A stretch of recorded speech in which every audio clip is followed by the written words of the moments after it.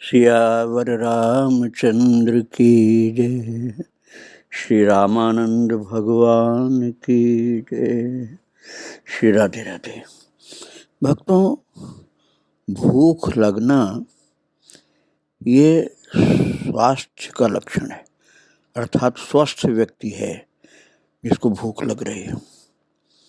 और जिसको भूख नहीं लगती है इसका मतलब उसका स्वास्थ्य कुछ गड़बड़ है। भोजन अच्छा लगता है इसका मतलब पाचन सही है, शरीर ठीक है, स्वास्थ्य सही है। भोजन खराब लगता है, बहुत खराब लगता है, कितना ही अच्छा भोजन हो, इसका मतलब तबीयत सही उसकी नहीं है। ऐसे आप समझ लीजिए भगवान के भजन के विषय में। जिसको भगवान का भजन अच्छा लगता है, प्रभु की भक्ति अच्छी लगती है, उसका आध्यात्मिक स्वास्थ्य सही है। कई लोग उल्टा तर्क देते हैं कि हम भगवान की भक्ति क्यों करें, हमने कोई पाप थोड़े किया है। अरे भाई, पाप वंत कर सहज स्वभाव, भजन मोर ते भाव न खाओ। भगवान ने कहा है कि जो पापी होता है उसको मेरा भजन अच्छा नहीं लगता है। नमाम दुष्कृतनो मूढ़ा प्रपद्यन्ते नराधमा माया पहत ज्ञान आसुरम भाव माश्रिता। गीता जी के 7वें अध्याय में ठाकुर जी ने कहा, जो पापी होता है वो भजन नहीं करना चाहता है। पुण्यात्मा होता है शाम त्वंतगतम पापम जना नाम पुण्य कर्मणाम ते द्वंद्व मोह निर्मुक्ता भजनते माम दृढ़ व्रता। प्रभु कहते हैं जिसका जीवन पवित्र है वो भजन करना उसका सहज स्वभाव होता है, और जितना ही पाप ज्यादा होंगे उतना ही भक्ति से भजन से दूर भागता वो। तो जब प्रभु का अवतार होता है तो जितने पुण्यात्मा महान जीव होते हैं भागे हुए चले आते हैं। हाँ, यदि पापी भी उनके देखा देखी आ जाए तब तो उद्धार हो जाता है, नहीं तो पापी तो दूर भागते हैं। पवित्र हृदय वाले तेजी से खींचे हुए चले आते हैं। और कल आप श्रवण कर रहे थे दक्षिण भारत से कैसे गंगाराम आ गया महाराज जी की शरण में। गंगा मैया ने उसको बचा लिया था डूबने से और वो भक्त हो गया। इसी तरह से एक परमेश्वर स्वामी आए, गीता के महान विद्वान थे, उच्च कोट के, और काशी में रहकर साधना कर रहे थे। तो आचार्य भगवान अर्थात श्री रामानंद भगवान के प्रति उनकी बड़ी श्रद्धा हुई, श्रद्धा प्रकट हुई और बढ़ती गई, और आश्रम पर आने के लिए उनका हृदय इतना ज्यादा मचला कि आना ही पड़ा। बड़ी चाह से दीक्षा प्राप्त की और राम मंत्र का अनुष्ठान किया। गुरुदेव की कृपा से सिद्धि प्राप्त हुई अर्थात सफलता प्राप्त हुई। केवल 5 ही दिन जप करने पर परमेश्वर स्वामी को दिव्य दृष्टि प्राप्त हो गई। गुरुदेव का वास्तविक स्वरूप पहचान लिया उन्होंने, और फिर तो बड़ी भावभीनी स्तुति करने लगे। बड़े विलक्षण भावों से पूर्ण स्तुति, विलक्षण भावपूर्ण स्तुति की, जिसे सुन करके आचार्य भगवान ने शंख बजा करके कृपा की। और जब महाराज जी ने शंख बजाया अर्थात श्री रामानंदाचार्य भगवान ने शंख बजाया तो परमेश्वर स्वामी को समाधि लग गई शंख ध्वनि सुनते ही। आज भी भक्तों जिनका हृदय बड़ा निर्मल होता है वो भगवान की बातें सुनने पर भाव विभोर समाधिस्थ हो जाते हैं, और शंख ध्वनि सुनते ही परमेश्वर स्वामी को समाधि लग गई। महान आनंद उमड़ने लगा, दिव्य साकेत लोक का प्रत्यक्ष दर्शन हुआ। प्रकृति मंडल से परे वो परम धाम परम सुंदर उनको दिखलाई पड़ गया। वहां की शोभा अनंत थी, वहां विचित्र प्रकाश छाया हुआ था, वहां का दृश्य वर्णन नहीं हो सकता है। सुंदर सुंदर फुलवाड़ियां थी, वृक्ष लता मन को हरण कर रहे थे। साथ ही वहां के राजाधिराज श्री सीताराम जी का चारों भाइयों और भक्तों सहित दर्शन प्राप्त हुआ। करोड़ों लक्ष्मी वहां खेल रही थी, अर्थात लक्ष्मी करोड़ों रूप धारण करके खेल रही थी। आनंद का समुद्र था, वो धाम आश्चर्यमय था। समाधि अवस्था में सब उनको दिखलाई पड़ा और बहुत देर तक उसी आनंद में डूबे रहे। उसके बाद जब समाधि से उठे हैं, जगे हैं, तो मानो बहुत वर्षों तक लीला दर्शन करके उठे हों, जबकि कुछ घंटे व्यतीत हुए थे और उनको लगा कि बहुत वर्षों से वो इस आनंद को प्राप्त कर रहे हैं। नेत्र खुलने के बाद उनके चेहरे की प्रफुल्लता, लालिमा, आनंद देखने वाले चकित हो रहे थे। आनंद का अनुभव करते हुए शंकर ध्वनि की बड़ाई करने लगे।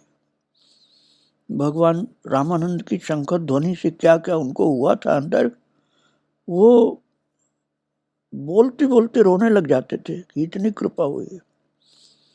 जैसे श्री राम जी के धनुष की टंकार और श्री कृष्ण भगवान की वंशी ध्वनि, वैसे ही ये श्री रामानंद आचार्य जी महाराज की शंकर ध्वनि दिव्य शक्ति से परिपूर्ण है। फिर रात्रि में वो अपने स्थान पर गए और जब भगवान श्री रामानंद को उन्होंने याद किया, तुरंत समाधि लग गई। समाधि में योग मूर्छा में गति रहित हो गए। 84 के जाल में पड़ करके विचित्र दशा हो गई। ऊपर की ओर गति में भटक गए। तब घबराने लगे, आनंद कमल मुरझाने लगा। उस समय स्वयं श्री रामानंदाचार्य जी महाराज स्वयं उसी समय प्रकट हो गए। पद्मेश्वर स्वामी के भजन कुटीर के अंदर ही प्रकट हो गए। सर्वज्ञता से सब जान करके आकाश मार्ग से वहां पहुंचे थे महाराज जी और अपने शिष्य की दशा सुधारने लगे। इतनी गहरी समाधि में वो डूब गए थे पद्मेश्वर स्वामी कि वहां से वापस नहीं आ पा रहे थे। लगता था शरीर वहीं छूट जाएगा, लेकिन महाराज जी श्री रामानंद भगवान पहुंच करके उनको संभाले। जैसे मंत्र के आकर्षण से देवता खींचे चले आते हैं, वैसे ही आचार्य भगवान यहाँ पहुंचे थे और खेचरी मुद्रा सुधार करके संभाल लिया उनको और हृदय की आंखें खोल दी। वे समाधि के भीतर ही मर करके मानो जी गए और आनंद से गगन गुफा में विचरण करने लगे और उन्हें श्री राम मंत्र की महिमा का दिव्य दर्शन कराया भगवान ने। मंत्र की प्रत्येक कला में ऐश्वर्य बरस रहा था। इसके पश्चात आचार्य भगवान अपने आश्रम पर आ गए। सहसा आकाश की ओर उनकी दृष्टि गई। देखा है कि योगियों का मंडल आकाश से उतरता आ रहा है, जैसे तारे आ रहे हों। वो दिव्य सिद्ध महर्षियों का मंडल चमकता हुआ महाराज जी के श्री रामानंद भगवान के पास आ गया। चारों ओर से घेर कर प्रणाम करके वे सिद्ध बोले, हे प्रभु, भक्तराज प्रहलाद जी का पृथ्वी पर अवतार होना चाहता है, किंतु उनको गर्भ में धारण करने योग्य कोई माता पृथ्वी पर नहीं दिख रही है। ये सुनकर के आचार्य भगवान ने हंसकर कहा, उनकी माता के लिए कोई चिंता मत करो, उनका जन्म सरोवर में एक कमल से ही हो जाएगा। जैसे कमल से ब्रह्मा जी उत्पन्न हुए थे, वैसे ही हो जाएगा। भक्तों, उसमें माध्यम प्रतीची अप्सरा भी बनी थी। प्रतीची अप्सरा के माध्यम से कमल तक उनको पहुंचाया गया था। वो चरित्र में आपको कबीरदास जी का चरित्र आगे विस्तार से मैं सुनाऊंगा, तब पूरी बात आपको सुनाऊंगा। और ये सुन करके जो महाराज जी ने बताया, सिद्धगण चले गए और आचार्य भगवान आश्रम में विराजमान हुए। प्रातःकाल एक श्री कृष्ण उपासिका कन्या आई। वो महाराज साक्षात श्री कृष्ण विरह की मूर्ति मालूम होती थी। दिन रात श्री कृष्ण नाम रटती थी और दर्शनार्थ व्याकुल होकर के रोती थी। उसने आकर के चरणों में पड़ करके प्रार्थना की, मुझे श्री कृष्ण का दर्शन करा दीजिए, उनके बिना अब रहा नहीं जाता। आचार्य भगवान ने कृपा करके शंख बजा दिया। वो तत्काल मूर्छित हो गई। समाधि, गहरी समाधि लगी उसकी, और समाधि में उसे भगवान श्री कृष्ण ने दर्शन दिया और पूर्व जन्म का उसे ज्ञान हो गया। जब वो उठी तो कहने लगी, मुझे अपना चरणामृत देने की कृपा कीजिए। हठ करने लगी, चरणामृत दीजिए। उसकी भाव भीनी आंसू बहती हुई ध्वनि सुन करके भगवान श्री रामानंद जी को दया आ गई। चरणामृत दे दिया और चरणामृत पीते ही महाराज उसके अंचल से अग्नि की ज्वाला उठी और एक क्षण में भस्म होकर के दिव्य रूप हो गई। उसके लिए एक दिव्य विमान आ गया और वह दिव्य लक्ष्मी जी का रूप धारण करके परम धाम को चली गई। ऐसी घटना घटी भक्तों। और इसी तरह से कितनी घटनाएं घटती थी महाराज जी के सामने। एक दिन एक विचित्र संत आए। वो अपने चरणों में नूपुर बांधे हुए नाचते थे। वे महान ज्ञानी थे। ज्ञान की तरंग में वो व्यंग वचन बोलते थे और कह रहे थे, घर में, वन में, सोते में, जागते में, चारों ओर मुझे आप सर्वत्र दिखाई देते हैं, परंतु यहाँ आप छिपे हुए पर्दे में क्यों बैठे हैं? आप सिंह की तरह से निकलकर सामने आइए और दर्शन दीजिए। महाराज आश्रम में बहुत से संत थे। सब आश्चर्य कर रहे थे उनकी टेढ़ी बातों पर। सब सोच रहे थे ऐसा तो कोई भी नहीं बोलता गुरुदेव को, ये कैसे बोल रहे हैं? ये कह रहे हैं कि घर में, वन में, सोते में, जगते में, चारों ओर तो आप मुझे दिखाई देते हैं, यहाँ लुके हुए छिपे हुए बैठे हो। बाहर निकलिए, दर्शन दीजिए। ऐसे टेढ़े डांट कर बोल रहे थे। प्रेम की अधिकता में ऐसी वाणी निकल रही थी भक्तों।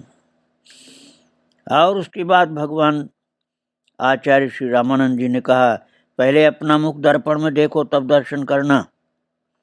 जा अपना मुख दर्पण में देख करा, फिर दर्शन कर।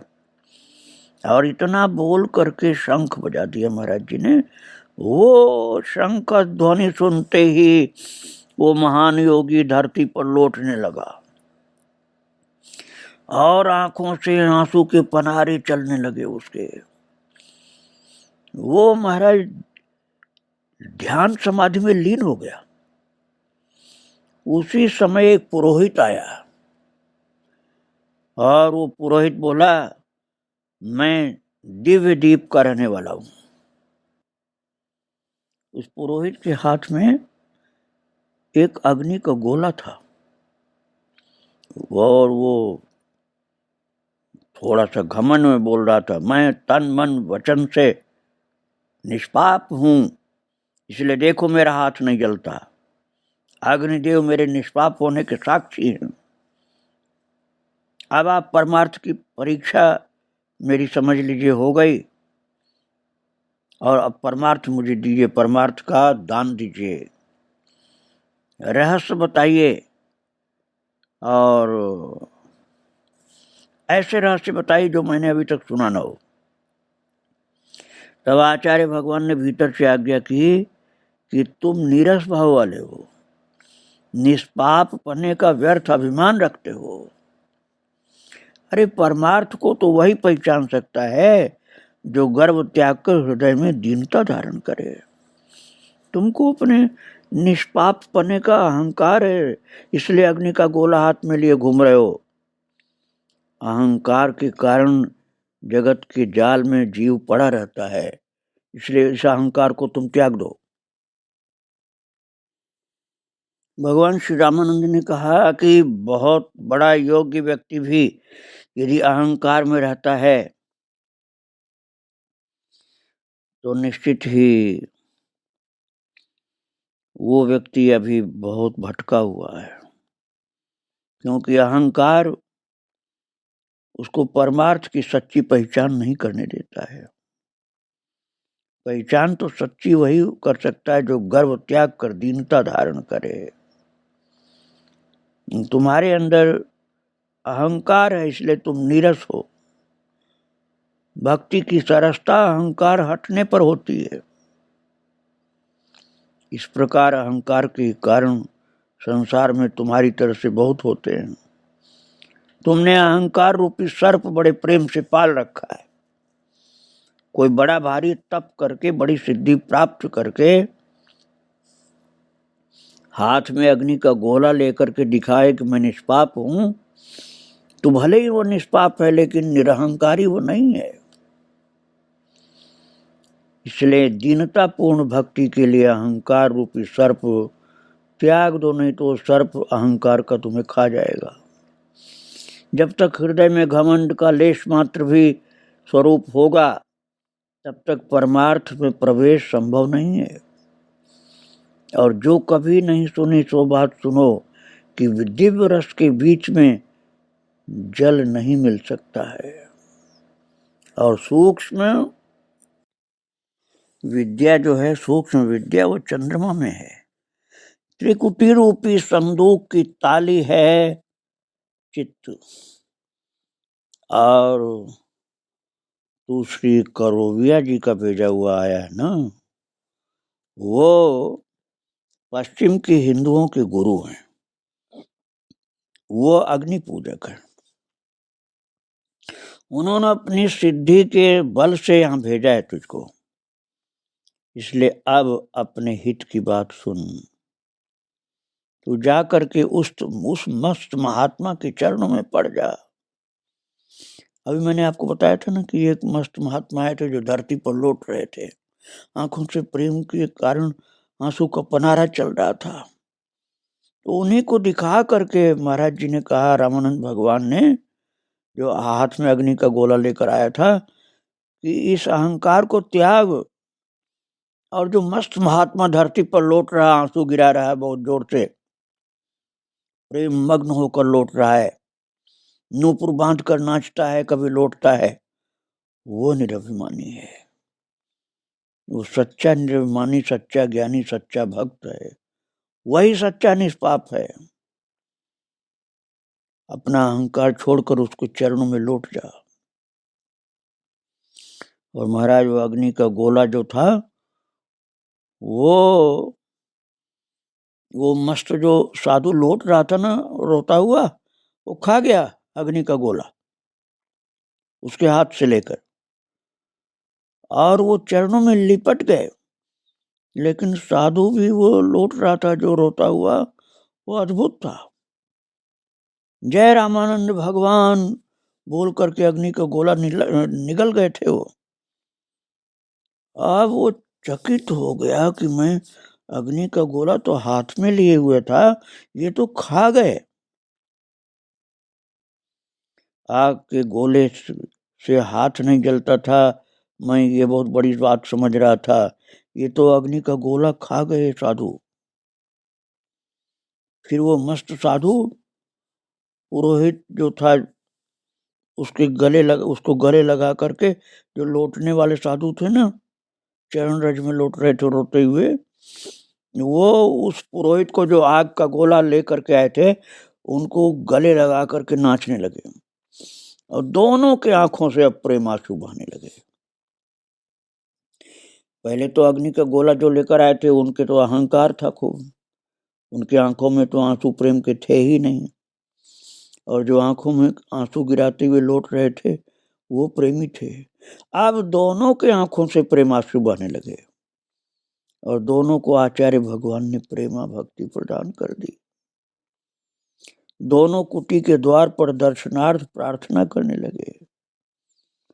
कृपा करके प्रभु पर्दा हटाकर दर्शन दीजिए। आचार्य भगवान ने कृपा करके पर्दा हटा दिया।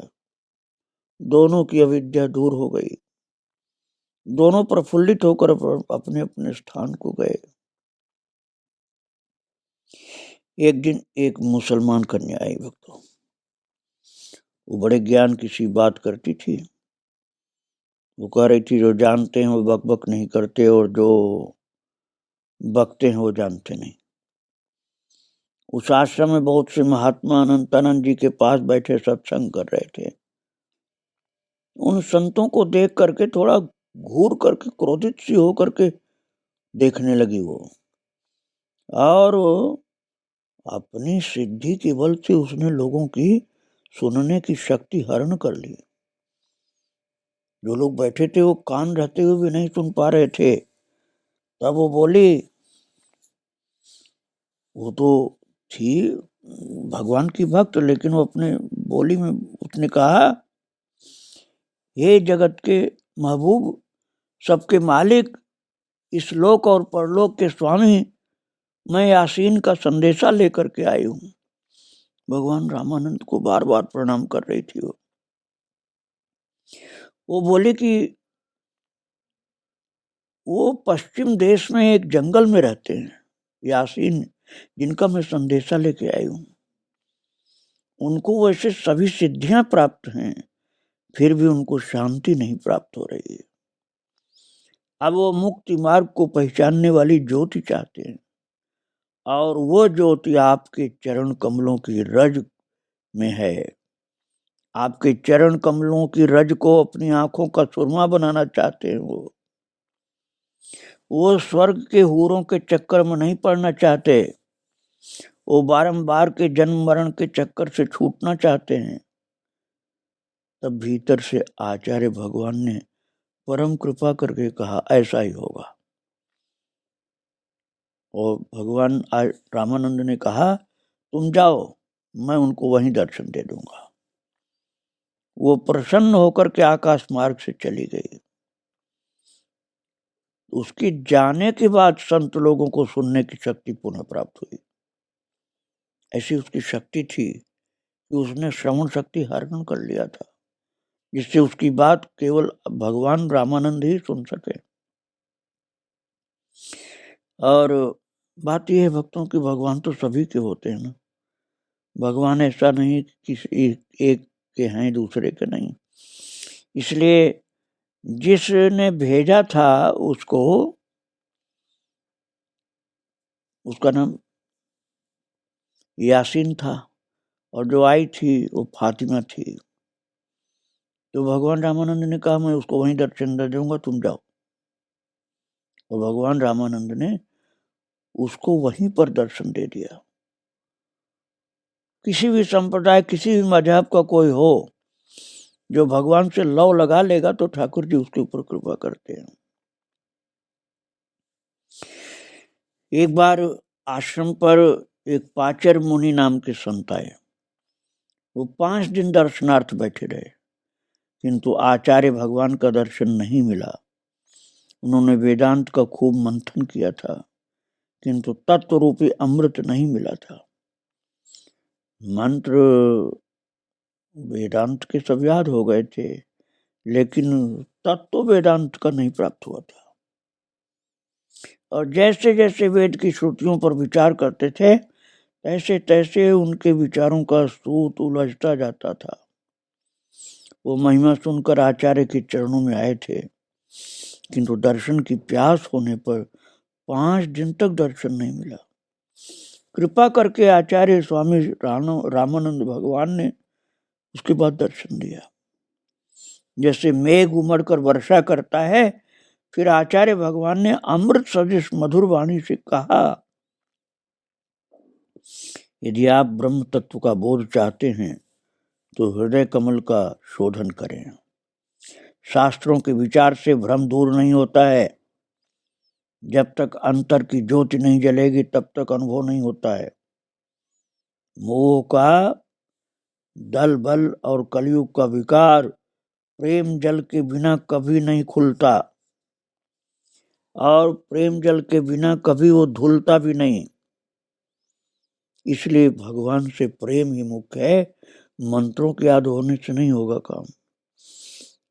और प्रभु के नाम का मंत्र दिया और कहा इसको जप करो और तब निर्मल बुद्धि वाले हंस बन करके आत्मा अनात्मा का विवेक कर सकोगे। और कृपा करके बताया कि जब गुरु कृपा से हृदय रूपी आकाश को धो लेते हैं तब अंतर में सूर्य उदय होता है ज्ञान का। आचार्य भगवान की वाणी से उनका संदेह मिट गया और उन्होंने अति दीन होकर के मंत्रराज श्री राम मंत्र की दीक्षा विधिवत ली।